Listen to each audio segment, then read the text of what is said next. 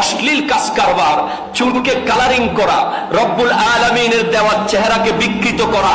রব্বুল আলামিন বলছেন খালাকাল ইনসানা ফি আহসানি তাকওয়িম, আমি আল্লাহ মানুষকে সবচেয়ে সুন্দর অবয়ব দিয়ে বানিয়েছি।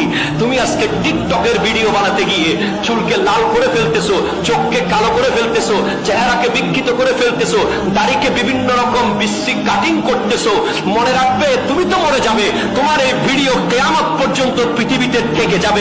তুমি এই ভিডিওর মধ্যে কাউকে কটাক্ষ করছো, কারো গীবত করছো, কারো বদনাম করছো, কোন এক বিদেশি নায়কের অভিনয় করছো, ওয়েস্টার্ন কালচার তুমি ধরে রেখেছো।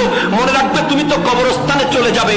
ও আমার যুবক ভাই, এই টিকটকের ভিডিও যতদিন পৃথিবীর জমিনে কিয়ামত পর্যন্ত থাকবে, প্রতি মুহূর্তে একজন মানুষ দেখবে, তো ওই গুনাহটা তোমার কবরে যাবে। কথা কোন ঠিক কিনা? টিকটকের মধ্যে অশ্লীল ভিডিও নয়, টিকটকের মধ্যে কোরআনের বাণী শুনিয়ে দেন।